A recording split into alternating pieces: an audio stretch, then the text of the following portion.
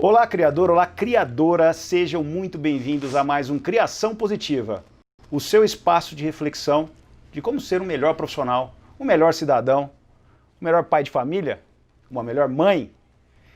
E no programa de hoje nós vamos ter uma entrevistada muito especial, ela que é zootecnista e foi eleita entre as 5 zootecnistas mais influentes do Brasil, é uma das maiores influenciadoras do nosso agro e fundadora do Território da Carne, minha querida amiga Andréa Mesquita. Andréa, seja muito bem-vinda.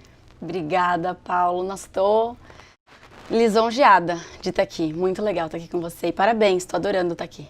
Imagina, a honra é nossa, a felicidade é nossa, porque a gente traz nesse programa as pessoas que a gente gosta, que a gente admira e que estão impactando o nosso agronegócio de uma forma muito positiva, por isso Criação Positiva. Eu sou fã do seu trabalho, já te acompanho há algum tempo. Obrigada. E acho que são propósitos como esse que fazem o nosso negócio agro ter a pujança e o protagonismo que merece ter.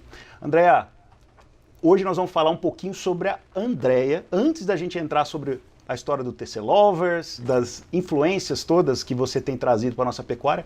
Me conta um pouquinho, como é que começou essa história sua com carne? Paulo, sabe que não tem ninguém da minha família que é da pecuária. Eu sou só uma carnívora desde muito novinha, sempre gostei de carne, mas meu pai nem churrasco faz. Então, não é aquela coisa de, em casa a gente já falava do assunto, família de paulistano, eu criada em São Paulo. Mas eu fui fazer zootecnia porque eu sempre amei animal. Eu dizia desde pequenininha que eu ia fazer veterinária. E a história resumida é que minha família estava totalmente sem condição de pagar minha faculdade veterinária em São Paulo. E eu falei, vou precisar passar numa pública. E aí eu vi a relação candidato-vaga da veterinária. Eu falei, não vou passar. Eu vou precisar entrar em alguma coisa que seja aproximada da zootecnia, que já tinha dado ali naqueles testes vocacionais, que poderia ter a ver e tal. E eu fui pra zootecnia, passei nas duas, né? Passei na veterinária, passei na zootecnia. Uma era super cara, aqui em São Paulo. A outra era de graça, em Botucatu. E eu falei, vamos embora. E fui fazendo a faculdade, falei, nossa, não fazia ideia do que existia dentro da zootecnia. E fiz a faculdade inteira trabalhando com suínos, apaixonada por suínos, meu primeiro emprego num frigorífico, de boi. Eu não sabia onde ficava a picanha.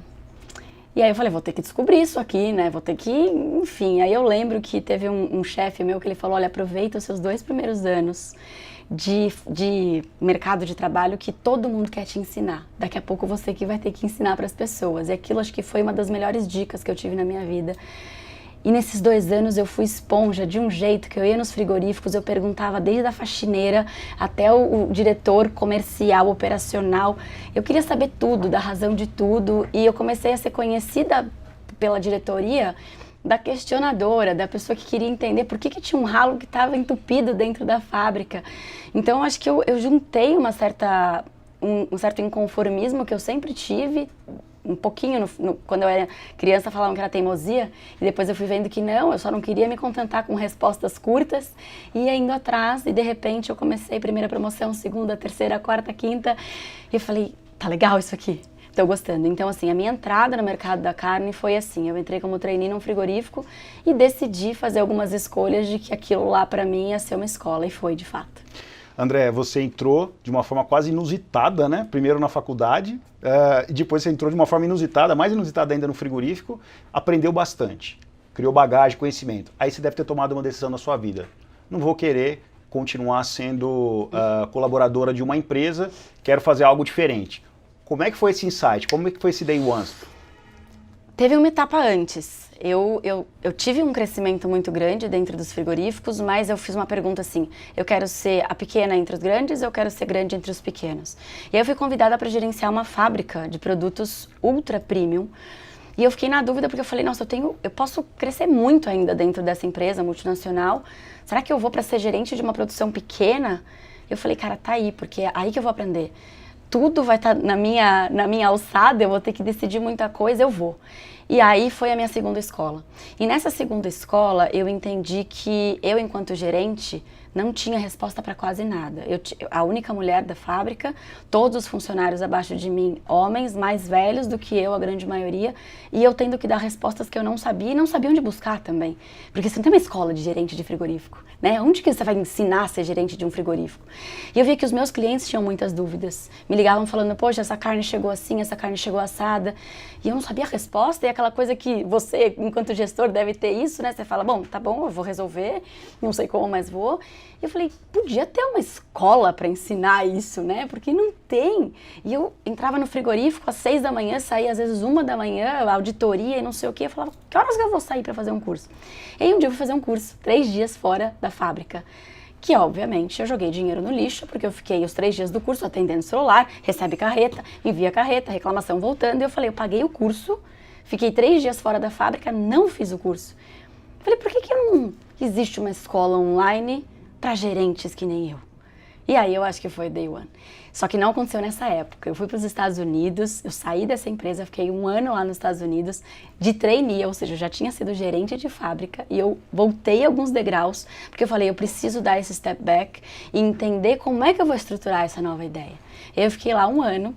Assim, eu fazia de tudo, eu limpava baia de porca, eu fazia parto, eu trabalhava de joelheira imunda, assim, quem via falava, nossa, puro glamour, não existia.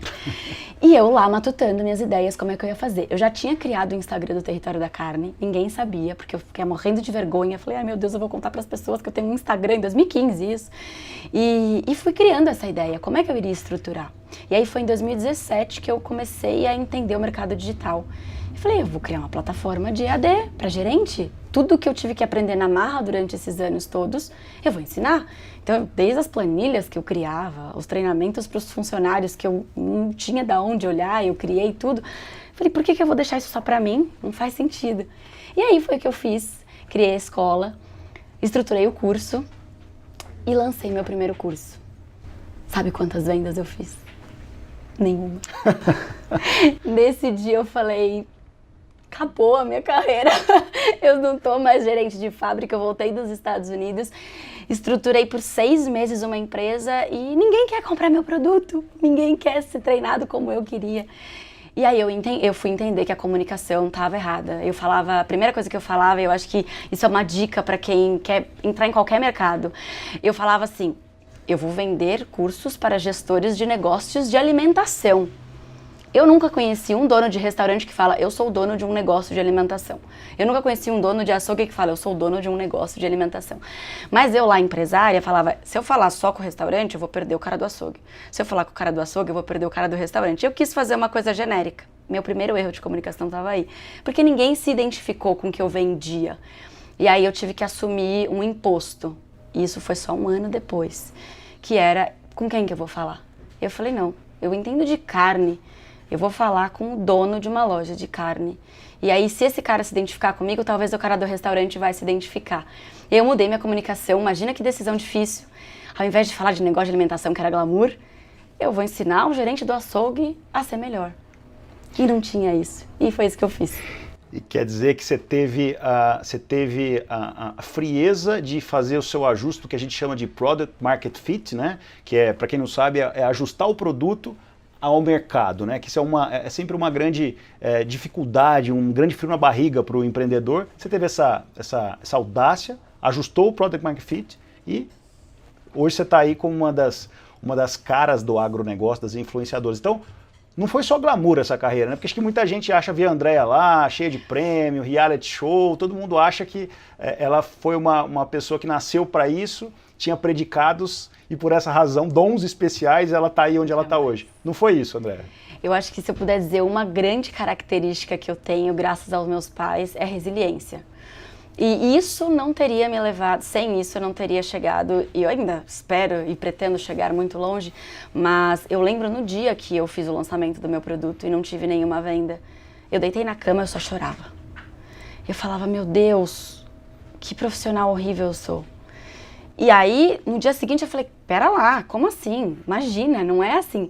Então assim, para chegarmos aonde chegaremos, e eu sei que você compartilha muito desse pensamento, tem choro, tem vontade de desistir, tem dias que a gente não está inspirado para escrever nada, tem dias que eu tenho que dar aula, todas as terças-feiras nós temos aulas, tem dias que eu falo, gente, eu vou levar minha alegria hoje, mas hoje aconteceu algo que não foi muito legal. Eu falo, não, eu tenho, porque os meus 50% eu vou entregar 300%.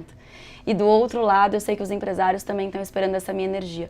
Então não é só glamour, muito pelo contrário, eu acho que é muito fracasso que a gente acaba não conseguindo mostrar, e eu tenho sempre o maior prazer de contar, de ensinar e desglamourizar, se é que existe essa palavra, tudo que as pessoas acabam vendo, principalmente pelas redes sociais. André, nós vamos falar daqui a pouco um pouquinho mais profundamente sobre o território, sobre o Carne 4.0, que é um programa maravilhoso, mas você é professora também, você está falando de resiliência. Como é que está os teus alunos, as pessoas que te seguem nesse quesito tão importante, resiliência, paciência? Como é que está hoje esse mundo aí que você atende jovens, você ensina para jovens, como é que está? Eu tenho 2 grupos bem diferentes de alunos, né? Eu tenho os empresários, que é completamente uma cabeça, e eu tenho os universitários, graduandos e pós-graduandos. E nós acompanhamos eles durante toda a pandemia, e muitos deles, para minha surpresa, porque eu não sou professora universitária, a gente simplesmente acompanha esses alunos, vieram nos falar em relação à crise de ansiedade, em falar como estava difícil, mais uma aula online, e aí eles diziam, poxa, as aulas que vocês dão, junto com o professor Danilo Milen, que você conhece muito bem, são aulas que fazem todo sentido a gente parar para olhar. E eu comecei a perceber, enquanto professores, o que eu tenho que trazer de conteúdo? E a gente falava de vida, e isso foi fazendo eles ficarem mais fortes. E aí a gente sempre começou a questionar, né? Qual que é o papel da academia? O que a academia poderia trazer de apoio, talvez, né? Num mundo em que a informação realmente é comoditizada, né? Então, o grupo dos estudantes, a gente tem um desafio muito grande em tirar essa ansiedade e colocar foco. E a gente está vendo os alfa, né, que são a nova geração, nascidos depois de 2010, que vai ser um grande desafio quando eles chegarem na faculdade. Porque, enfim, nós temos uma série de desafios daqui para frente, eu poderia dizer que esses a gente vai ter que ter uma comunicação ainda mais assertiva. E os meus alunos empresários, eles estão ali com a arroba batendo recordes, com os clientes de um lado falando que não estão dando conta de pagar pelo preço, e do outro eu ensinando junto com eles a fazermos melhores contas, né? Não tem mais espaço para amadorismo dentro do mercado da carne, seja ele dentro da porteira ou no mercado como nós temos aqui no varejo. Então é um desafio gostoso, porque a gente está eliminando do mercado todas as pessoas que até hoje fizeram um trabalho meia boca, digamos assim, e agora está ficando só os profissionais. E isso é muito gratificante, porque aí você olha o cara e você fala, meu, é com esse tipo de profissional que eu quero trabalhar. André, você teve experiência em frigorífico, dá aula, está conectada com universitários que serão os próximos os próximos profissionais, está conectado com os empresários, os varejistas.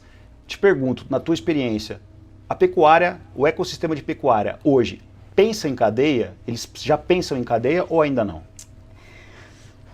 Começou a pensar, mas a gente tem um desafio muito grande, na minha opinião. Eu transito entre algumas etapas da cadeia e num N muito pequeno, perto do que a gente tem no Brasil, mas o que eu vejo é que ainda existe um ecossistema muito grande, né? Eu vou defender os meus interesses, eu tenho que ganhar o meu dinheiro, e não se tem uma compreensão e uma empatia realmente. Eu sei que é uma palavra que ficou muito banalizada, mas eu vejo muitas pessoas falando agora, e eu tenho inclusive alunos que já falaram isso, e ainda bem que eu tenho a oportunidade de escutar e mudar o pensamento, que é, pronto, agora que a arroba tá cara, pecuarista está querendo fazer pé de meia e está colocando o preço lá em cima.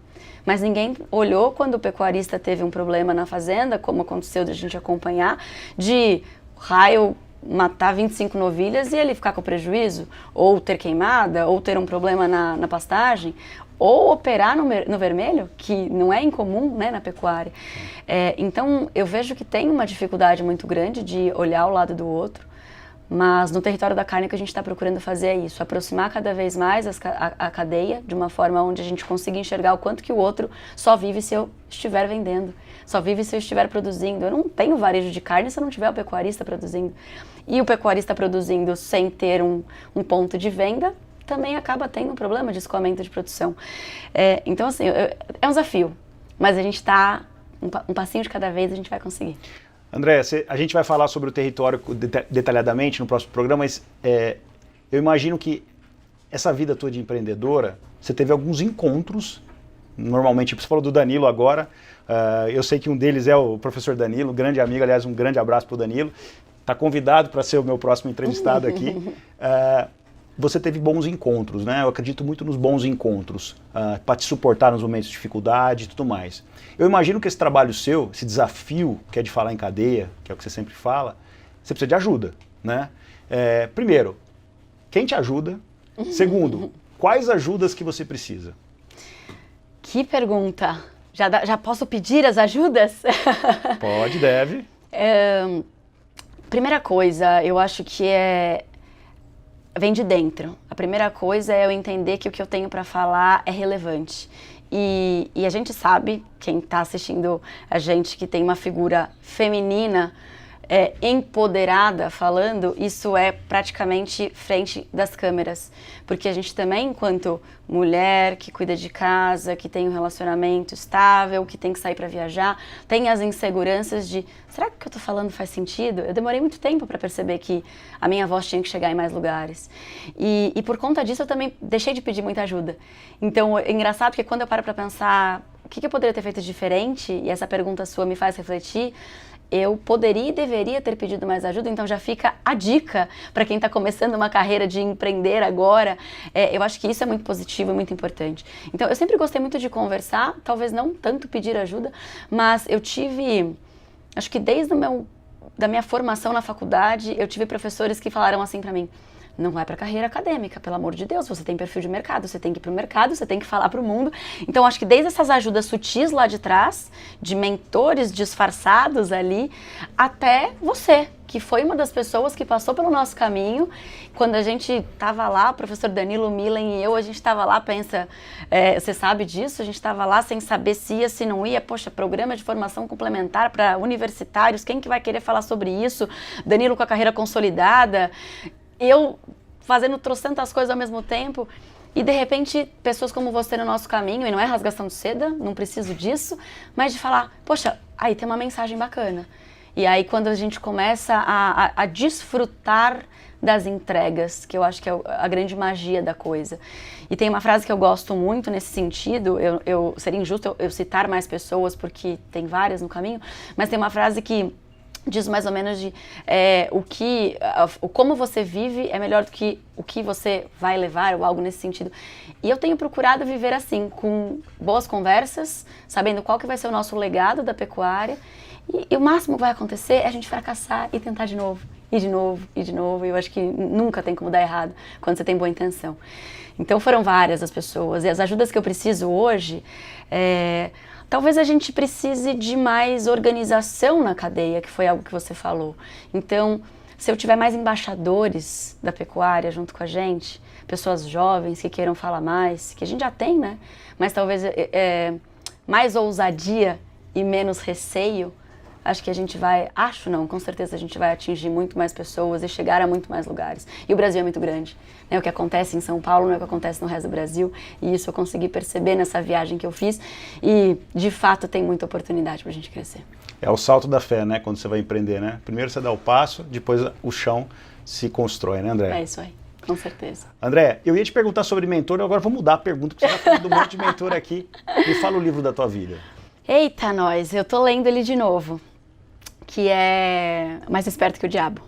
Para mim, esse livro está presente todos os dias na minha vida, porque ele faz uma analogia ali dos 98% e dos 2%, e sempre que eu tenho um fracasso, eu penso, eu quero ser os 98% ou eu quero ser os 2%? E o meu sonho seria que fosse invertido, que a gente tivesse 98% inconformados e 2% alienados. Mas, hoje o que o livro diz é o contrário, então eu prefiro estar entre os 2% e fazer o maior número de pessoas entrarem comigo nesse baile e fazer com que eles sejam críticos cada vez mais e não se contentem com a primeira resposta. E se a primeira resposta parecer que responde, muda a pergunta, porque com certeza vai ter um outro ponto de vista para aquilo ali. Maravilhoso. Eu vou deixar o pessoal de casa curioso para falar sobre o território, para falar sobre a carne 4.0 no próximo programa, que você já está convidada, para a gente entender detalhadamente todo esse trabalho que a André Mesquita está trazendo uma forma com muito amor para o nosso público de criador, para o nosso público de pecuarista, para esse pessoal que de fato quer fazer a pecuária positiva. André, uma honra, de verdade, coração ter você aqui e até o próximo programa. Eu que agradeço. Foi um prazer e sempre será. E aceito o convite para o próximo programa. Muito obrigado. Olha só, muitas reflexões hoje. Resiliência, curiosidade, querer ser melhor. Exemplo muito clássico, muito feliz de uma grande criadora positiva, André Mesquita. E até o próximo programa, para a gente agora matar a curiosidade de entender tudo que a Andrea está fazendo nos projetos do Território da Carne. Eu fico com você. Até o próximo programa.